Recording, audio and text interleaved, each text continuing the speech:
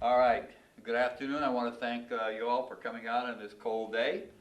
This is our third annual, you can call it, fitness presentation that we've done here at the Sherwood Glen community. Good to have a great show up. My name is Peter Hubbard. I have with me today these great three young ladies. Yes, I was silly. That's my wife Nona. Next to Nona is Nicole. Nicole is a physical therapist, right? Very nice for her to come with us. She's going to take us through stretching, and we'll do that at the end. This is Jennifer. She's going to help out today. These three ladies are all power lifters. They compete with me, so they just did their first meet, these two, in December, and we're training for another big powerlifting meet coming up in April. I think these two set state records. My wife's a world record holder at several events. I forgot. She deadlifted a world record in our Holy federation. wow. And they're pretty strong girls, as you'll see. So, and I continue to try to push a little weight around. So, let me give you a little give you a little background about who I am and so forth, and then what we're going to try to accomplish this afternoon. Again, as I said, my name is Peter Hubbard. I'm a personal trainer, have been for about 17 years now. Retired military, retired from business, got into personal training. I'm a certified personal trainer as well as what they call an exercise specialist. The reason I have that title is I worked for a physical therapist for 6 years down in Pennsylvania, which is basically where I learned the right way to exercise. It was great learning from a physical therapist because we were always dealing with people with injuries and so forth, so it made it a lot better for me to learn the right way, and I'm really a stickler on doing things the right way and so you don't get hurt. So, if you notice at the top of your handout it says, we have to age, but we don't have to grow old. And I'll explain the growing old part a little bit when I get done here. The age part, though, I can talk about. It's a process that everybody goes through, certain people at a different rate than others, but we all have to age. And some of the things that happen when we age, we start losing stability, we're not as solid on our feet. We lose some flexibility, which has been my case a little bit, in my shoulder especially. We start to lose strength, and we lose bone and muscle density. So those are things that are going to happen as we advance in age.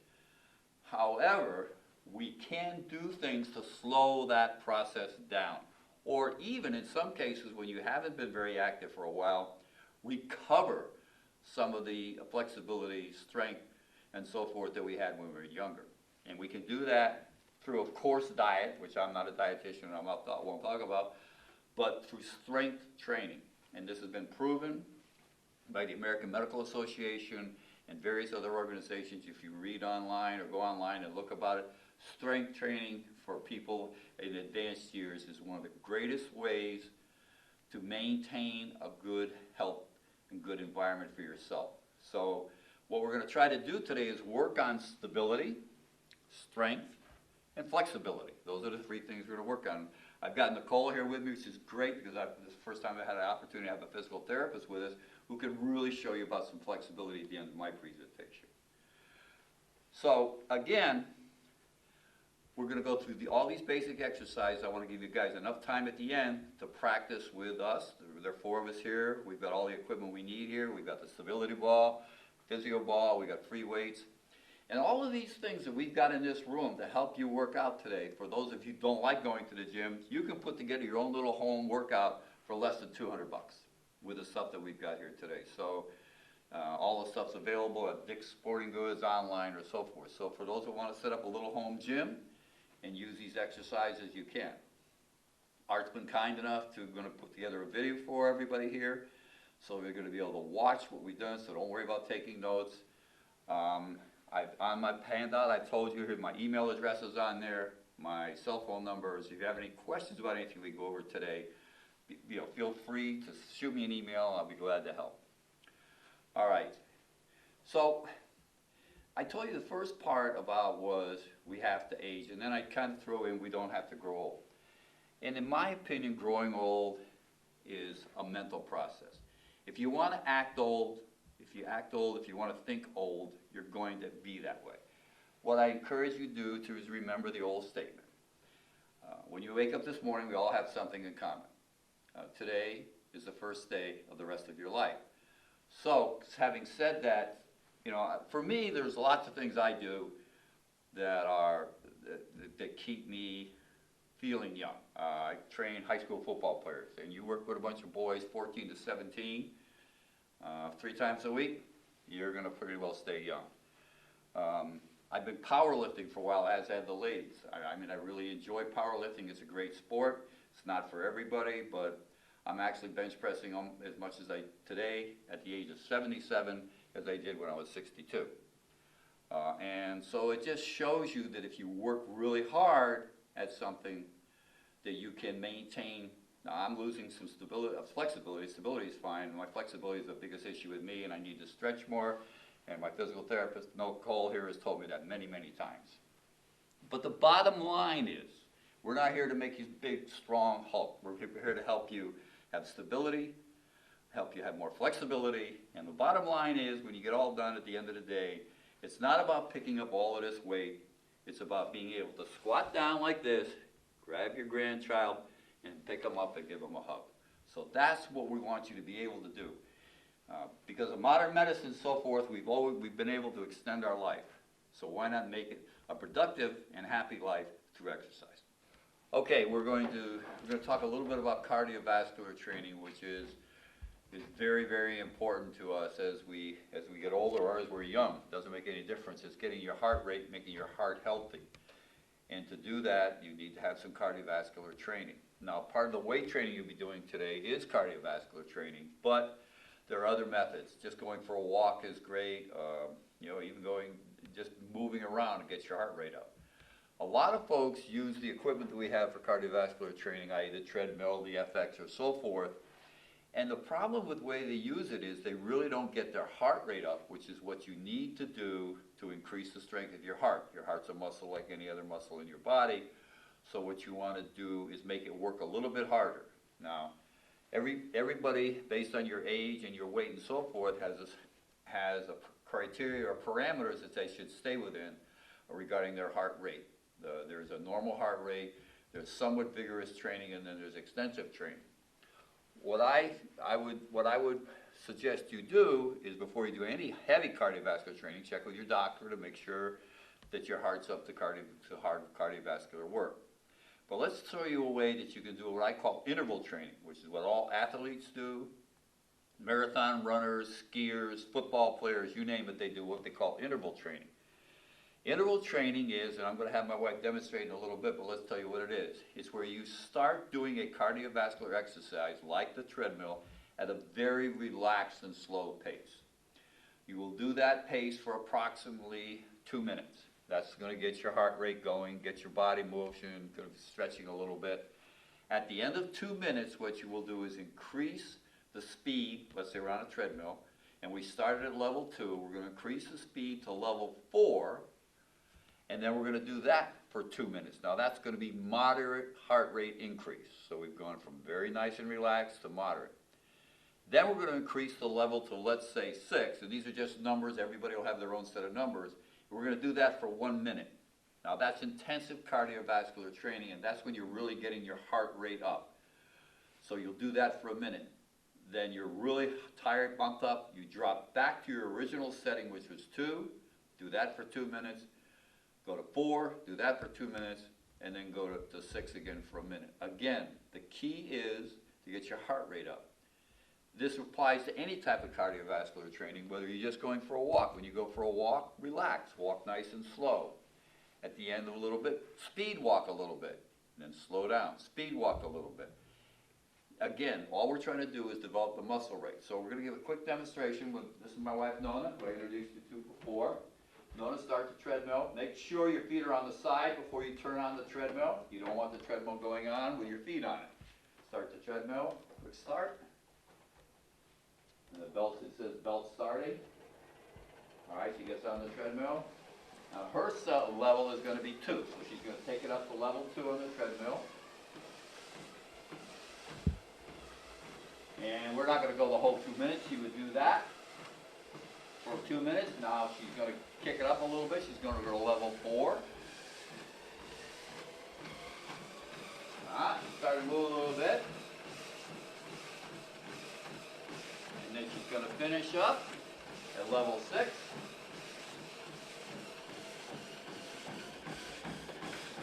Now for notice, she's always pretty much of a jog.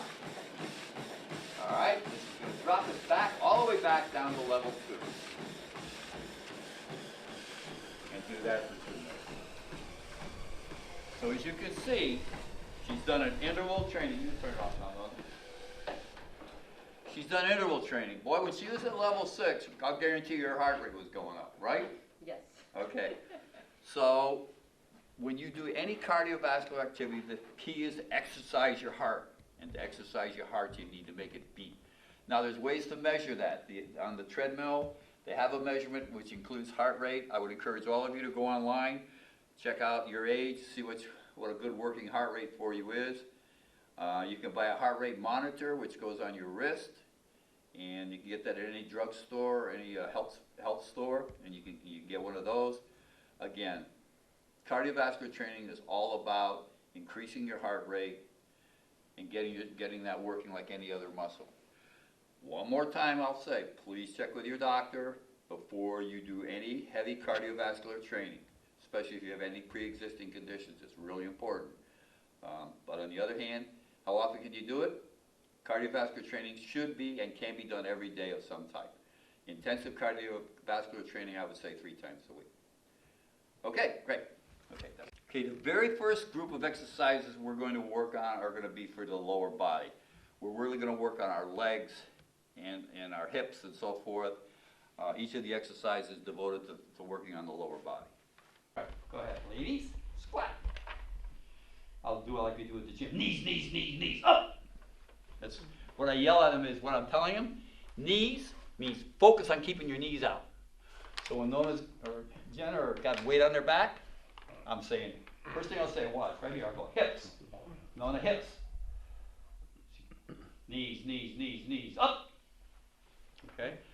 So what I'm doing is making them think, keep your knees, don't let your knees go like that, that's terrible. So you focus on pushing your knees out as you squat. Great exercise. So again, easiest way, air squat, ball squat against the wall, like Nikki's doing, or on this, okay?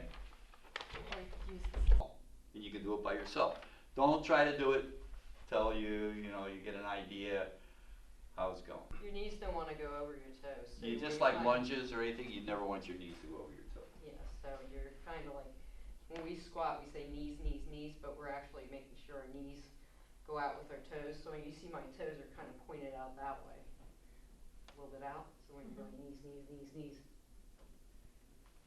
And a good way to start with that is just start by sitting in a chair.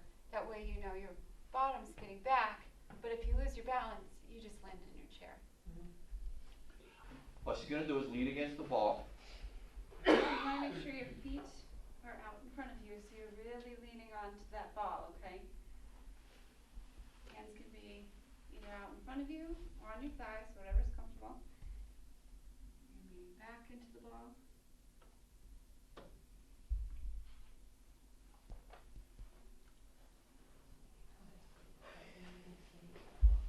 And you can always start with what you feel comfortable with. That's the only feeling. Yeah. Again, amazing leg exercise. Amazing. And this is the hardest one because you're doing it on that ball. All right? See how she's maintaining good form, good posture. So, this is called a stability ball lunge. And again, those 2 exercises on that ball are going to be, you're going to see a huge difference in just your overall stability if you do these things. The same idea without this. We're going to do a walking lunge. Again, your knees don't want to go over your toes. Your back straight. Just go down as far as you can. And what are we working on? Everything. Butt, legs. I'm sorry. Glutes, legs.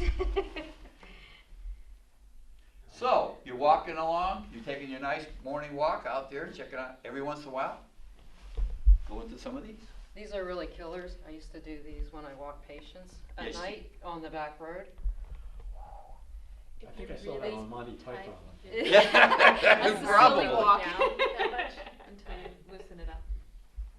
Okay, so again, a great, great exercise for your legs. And I would encourage you to do those, you know, just when you go for a walk. Throw 4 or 5 of them. Also, you know, like we talked about, when you go for a walk, do that interval training, do that, you know, go fast. Roll again. Okay, got it. All right, no, we showed you the forward lunges. Now there's another way which works your hip flexors, and that's called a side lunge. So a side lunge is simply what it entitles you. Instead of walking this way with a lunge, you're gonna go sideways and step. So notice you do a side lunge, squat down, up, and step. Take a nice step sideways, squat down, up. Now you don't have to squat if you're uncomfortable. You can just go side lunges, walk sideways, just walk, step. With the other foot, please. Bring the other foot. Walk. Go ahead. Go. Go, go. So you can do that. Go sideways the other way. The lunge adds a little bit more. Maybe lunge a little bit down. I mean, squat a little bit as you come across. Little, not too deep. There you go. Okay, great. So what we're doing there is we're working our hip flexors.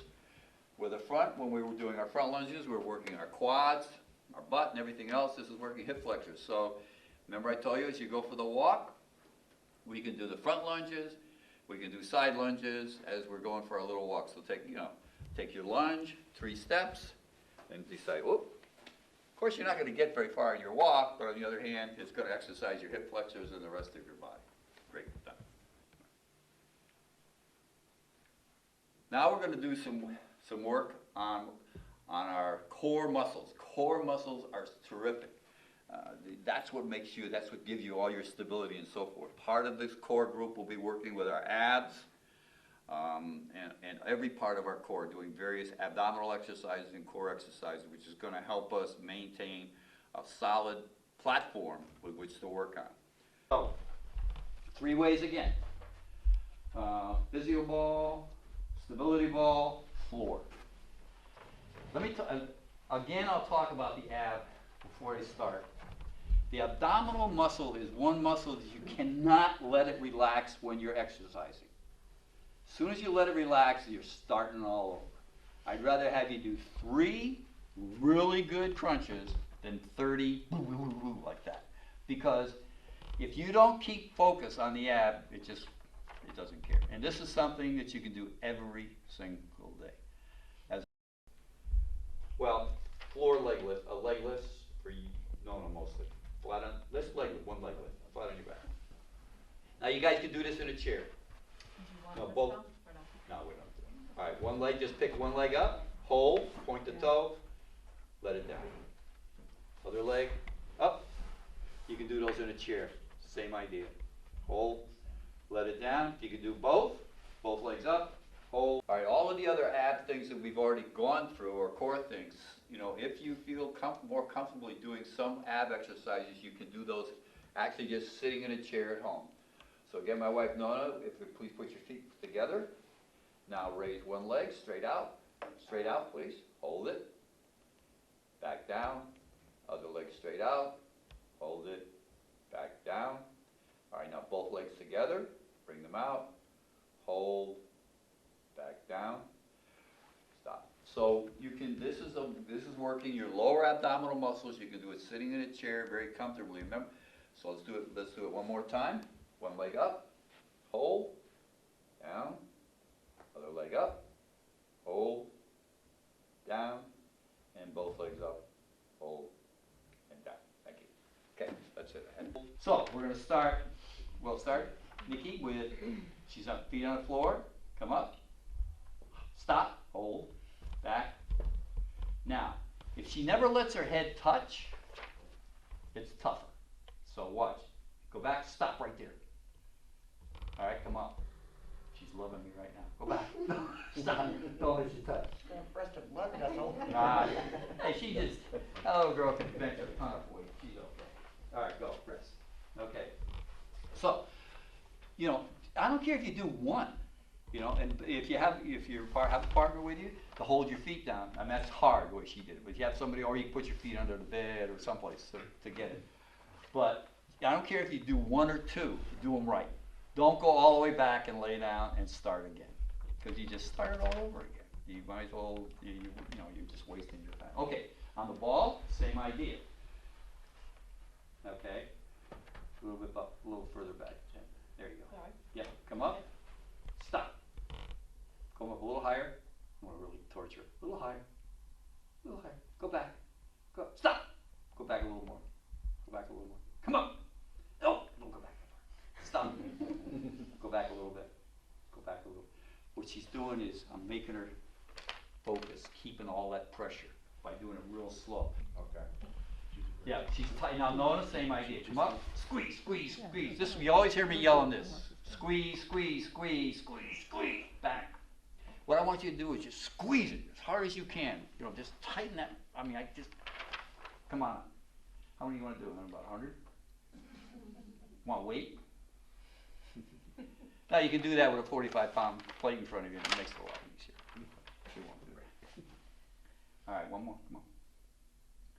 When you're Alright. on the ball especially, you need to make sure that they stay tight the whole time, because that's what's helping you stabilize yourself, so you're not falling all over the place. Yeah, it's all about now, and the little thing I told the last group, is when you're watching TV, commercial comes on, make your belly button touch your backbone. Don't let it come back until the commercial's over. Just think, pull it in, pull it, hold it, hold it, hold it, hold it, hold it. 30, 40 seconds. Make it touch the backbone, let it out. Do that every other commercial. You'll see it. When you're driving the car, come to a traffic light, oops, gotta make my belly button touch my backbone. Now you can do this, the way Nona's doing it, get up in the morning, do a couple of planks.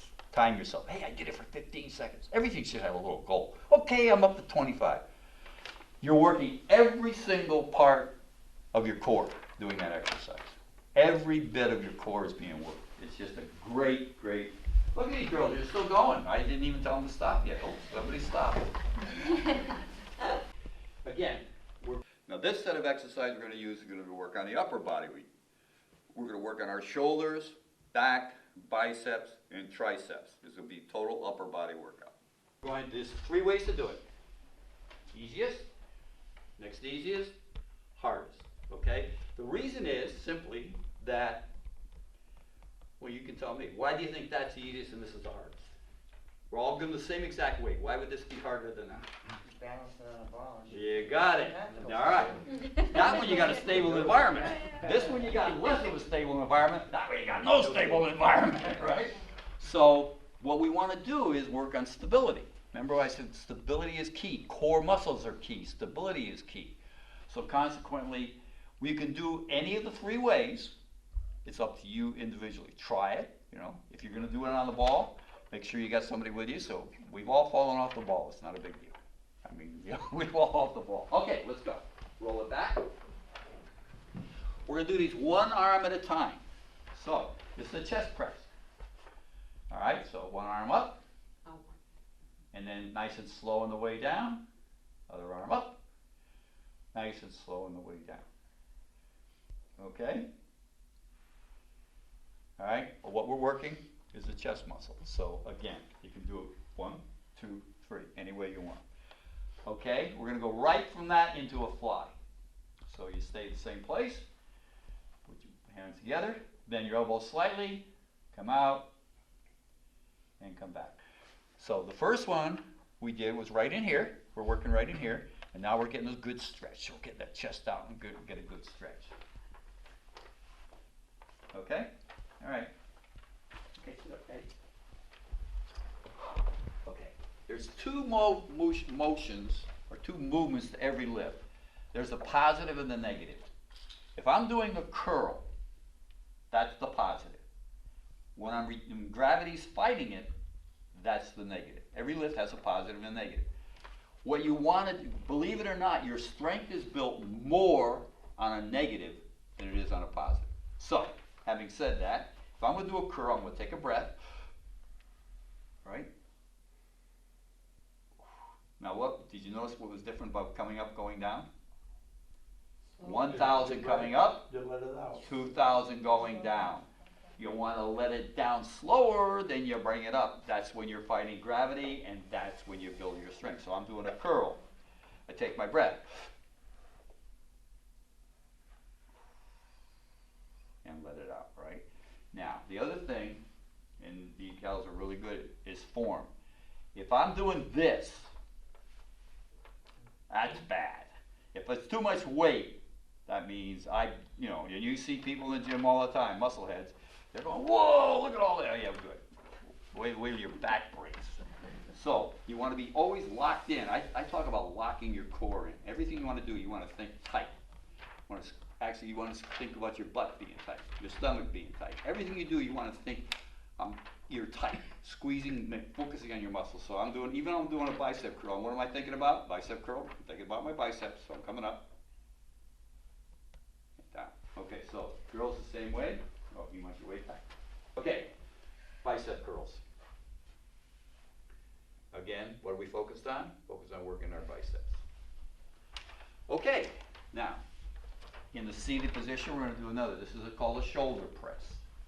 So it's just right here and up. Now, when you do a shoulder press, do not let the weight go directly over your head. I want you to be able to see that weight. What happens when it goes directly over your head?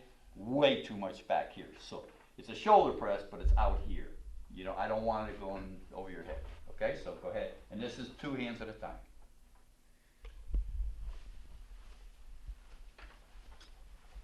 Okay? All right, so you got your shoulder press.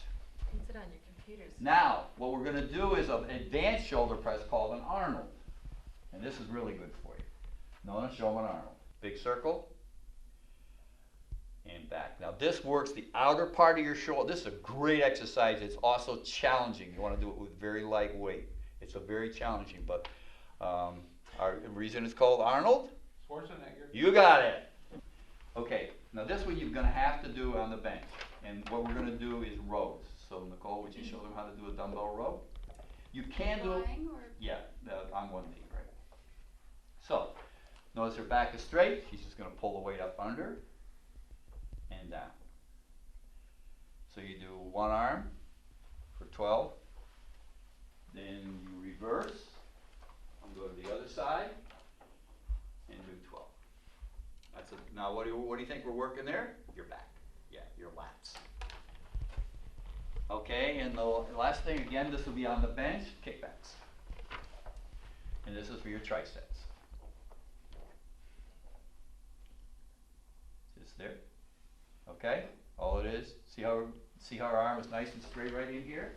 Keeping this straight, going back here, and you're working your tricep. That's called a kickback.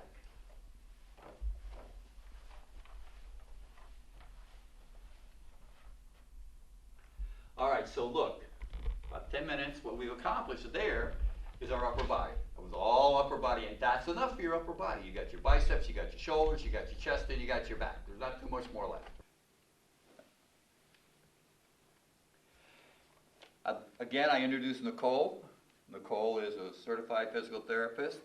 She's going to now spend the next 20 minutes or so, or 15 minutes or so, going through a bunch of stretching exercises. These are really great. You can do these every day in your home. They really improve your flexibility. And we want to thank Nicole very much for coming out to do that. So it's important for your back that your hamstrings aren't tight, because if they're tight, they're going to be pulling on your back. So what I'll have you do is kick one leg out in front of you. We'll keep the other one bent. Ideally what we're looking for is a stretch between the back part of your knee and up towards your butt. If you're feeling it in the calf, then that's your sciatic nerve telling you that it's had a little too much, so we'll try pointing the toe down. Okay? Keeping the back nice and straight, keeping that stomach tight. You'll lean forward until you feel that stretch right in the back of that straight leg. You want to try and keep that knee nice and straight. Okay? And we will hold that for 30 seconds. You can hold for 30 seconds to a minute.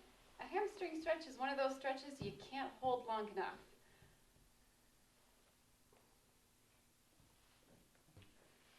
All right, let's switch and do the other leg. Again, you want to keep that knee nice and straight, and that your back stays nice and straight as well as you lean forward. The next stretch that we can do in sitting is bending your head to the side, almost like you're gonna bring your ear down towards your shoulder. And if you should be feeling a stretch on the opposite side that you're bending your head.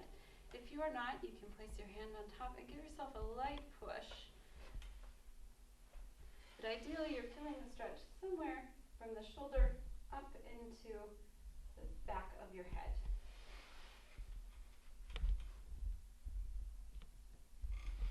But a good stretch for you guys would be bringing the arms straight out, so you're keeping that elbow nice and straight, pointing your hand down towards the floor, and then bring your opposite hand in and pulling that hand back towards you.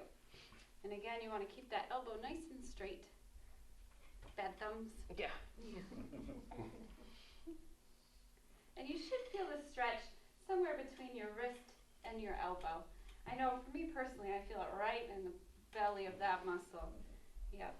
So a lot of people who get tennis elbow or golfer's elbow, you're going to feel it right up in there. And really what it is that gripping. So anytime you're gripping something heavy, you're having to use all of those muscles in your hand to keep it stable. Okay. And then what we'll do is bring the hand up towards the ceiling and then pull back. And now this time you should feel it more along the bottom side. 30 seconds to a minute. Oh, okay. Okay. Okay. And now we'll switch into the other arm. Down. Good. And then palm up. Place the right leg behind us. The left leg stays in front. Okay. And keeping your heel on the floor, I'm going to have you lean forward towards your chair. Ideally what we're looking for is a calf stretch. Most of us will feel it up in here, but it's okay if you're feeling it down by the heel as well. Found him. Mine's in my head. Alright, now let's go ahead and switch feet. So now bring the right foot forward and put the left foot back. So a really good one to keep that Achilles tendonitis at bay. So if you are a hardcore walker and you find that you've done some hills that day, really good stretch to do after you've done that walking. Place your hand on the chair. You're going to start kind of sideways to your chair. And then what you'll do is you'll turn and face that back wall. So your hand will be pointing back behind you.